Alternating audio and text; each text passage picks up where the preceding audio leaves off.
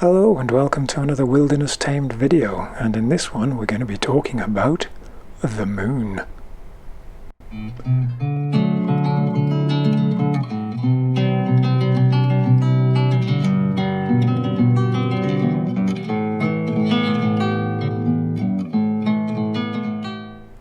So we've just come through a full moon phase, and I wanted to talk about the lunar cycles and moon phases, and do they have an effect on plants? Well, we all know that the moon affects the tides. There's no sort of arguments about that. The gravitational pull of our little satellite up there in space affects the motion of the ocean. Oh yeah. So does it affect anything else? Well, there's plenty of evidence to suggest that it affects us in many ways. Our moods, sleep patterns. A lot of people, including myself, generally don't sleep that well during a full moon phase for those 3 or 4 days surrounding the full moon. But does it affect plants? Now this is touching on a subject called biodynamics, which is looking at the effects of the moon and its different phases and its position in relation to other astral bodies, and whether that has an effect on plants. And if you investigate biodynamics, there is certainly plenty of evidence to suggest that it does. Very famously, Maria Thun studied sort of old calendars and old planting techniques and cycles, and measured quite precisely the growth and fruit production of many plants over several years, and whether they were affected by the moon. Turns out they were. Now I myself became interested in this sort of phenomenon, if you like, whilst I was working at a nursery quite locally, and I was in charge of, or at least I adopted, the group 3 clematis and took them under my wing. And there was a polytunnel full of hundreds of these plants, and the group 3s are the ones, if you've not seen previous videos of mine, they're the ones that you cut back hard every year. They produce quite a lot of growth before they think about producing flowers. So they're the sort of late summer, autumn flowering clematis. A lot of the viticellas, the texensis, some of the tangutigas, that sort of thing. So they were all pruned down hard to the ground in March, and I decided I'd measure their growth rates in conjunction with the cycle of the moon. And by making little marks on the canes up which the stems were growing, it became quite apparent that they put on a lot more growth, and this is regardless of temperature and watering regime. They put on a lot more growth during a full moon phase. And when I say a lot more growth, I'm talking a difference between 8 and 10 millimeters of growth a day, to beyond that and round the new moon phase down to 2-3 millimeters a day, if anything. And this was between the months of sort of March up to I think about May. By which time a lot of the growth was above and beyond the canes anyway, so it was harder to measure. But it was a noticeable difference in the growth rate, and that was enough to convince me that, yeah, definitely, the moon is having an effect on plant growth. Now, if you look back at sort of old gardening calendars, even talking to sort of old school gardeners and farmers and foresters, they will often say that their planting and harvesting run in conjunction with particular cycles of the moon. If you really delve into biodynamics, then they're quite specific about when you sow certain seeds. So if the crop that you're planting produces fruits or vegetables beneath ground, then you would sow at a specific time of the month when the moon is in a particular, I think they relate it to zodiac signs, the constellations.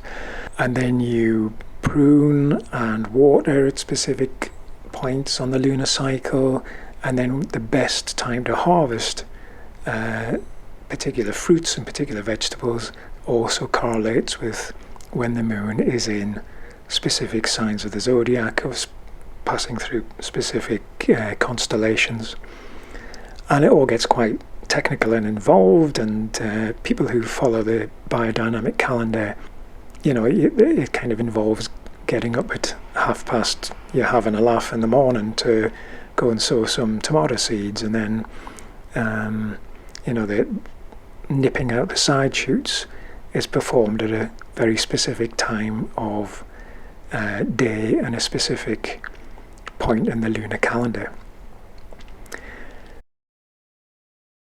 That's a bit above and beyond the kind of level I want to get to. I'm just happy to sort of think, right, it's a full moon, or it's approaching a full moon. So the moisture content of the soil and the transfer of fluids and nutrients through the plants is going on above ground. Not a good time to be pruning, but a good time to be maybe lifting and separating herbaceous perennials, because you're hopefully doing less damage to the root system, because all the plant is concentrating its growth in what is above ground. Once the moon starts to descend towards the new moon phase, when it's virtually invisible in the sky, then the energies of from the plant have dropped back into the root system. Moisture level in the soil has decreased because there isn't that strength in the gravitational pull of the moon. And that's the time when you would start thinking about pruning, deadheading, anything above ground. And according to the phases of the moon, you would be stressing the plant out a lot less, carrying out that sort of work around a new moon phase. And I do, to the best of my ability, try and follow that when I'm just carrying out general gardening work for myself and for my customers. I haven't, to be honest, paid a lot of attention to the after effects of what I've done. And I don't have a sort of control system. I should do this more on the allotment, to be honest. So I don't, lift and divide one clump of herbaceous perennials during a full moon phase, and then do the same with another clump during a new moon phase, and compare the stress levels on the plant. If one of them keels over and dies, then obviously I've done it at the wrong time of the month. But there's some great folklore built around the lunar cycles, obviously, and the moon. And I mean, the moon instills sort of strong feelings in people. It has inspired a lot of great songs, a lot of fantastic poetry, a lot of art. More so, I would say, than the sun. I don't know, there's just something very magical about the light from a bright, full moon. That sort of silvery light that spills across your garden. And actually it's strong enough to cast the shadows from trees and shrubs and things. It is quite magical, and I don't think anybody would argue with that. There are many gardeners and scientists and doctors who would argue the toss on whether the moon does affect anything other than the tides. There's plenty of evidence to suggest that a lot of marine activity and animal behaviour, breeding cycles, spawning relate to the cycles of the moon, phases of the moon. I believe there's some suggestion that the migration of the red crabs on Christmas Island is also or always influenced by phases of the moon, as well as other things. Coral reef, when corals release are they spores? What are they? Into the ocean, to multiply, which apparently is a phenomenon visible from space. As the ocean changes colour, this sort of Great Barrier Reef and other massive coral reefs, when the corals all release their millions and millions of polyps? I don't know the official term for how corals reproduce, but it's visible from space because they fill the water with their offspring, I guess. But again, whatever it is, it seems to tie in with a particular moon phase. I'm going to guess full moon. It's just nice to notice and pay more attention to this sort of thing. When, like me, you work outside, obviously you're more tuned in with certainly the weather, temperatures, animal behaviours, the opening of buds and flowering and leaf fall and all this sort of thing. If you're sat in an office, you're a bit kind of tuned out of that and a bit detached, and I think that's part of the way the human race is going. It's becoming more and more detached from the natural world, which is why we've made such a mess of it, to be honest. So many things that we do that are in complete opposition to how the world functions, because we've tried to mould it and adapt it and get it to work the way we want it to work for our convenience and our comfort. And of course we're seeing now how we're starting to affect larger things than us, certainly belching out billions of tons of pollution into the atmosphere on a daily basis really isn't helping at all. So, and again, I don't want this to become a political rant or an environmental crusade or anything. Interesting. And I think next year, certainly from the start of spring, I will pay more attention to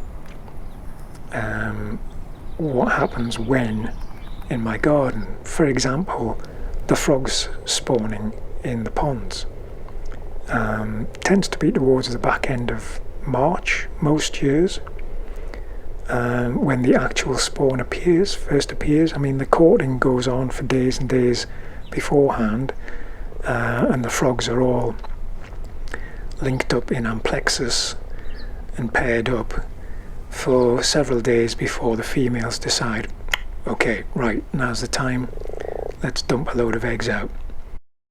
I need to pay more attention to exactly when it happens and whether the moon phase is influencing that. Maybe as if you've got a nest box, especially one with a camera mounted in it in your garden, or pay particular attention to when the first egg appears. When does the first egg hatch out of the clutch? Do any of these things tie in with a particular phase of the moon? Just something else to add into your observations. Pay a little bit of attention to what's happening in the sky at the time. When does the first snowdrop appear in your garden? All these sort of little observations can maybe help contribute to convincing people that yes, the moon is influencing many more things than just the run-of-the-mill motion of the ocean. Anyway, I think I'll leave you with those thoughts, allow you to ponder, and if it's as cold where you are as it is here, sit yourself down with a warm drink and a sweet treat. And maybe go back through your diaries and calendars if you have made observations and specific dates and records of things happening in your gardens or in the world around you. Maybe see if you can track down what the moon was doing at those particular times. Don't know. At what point does evidence become scientific fact or proof? That's what I want to know.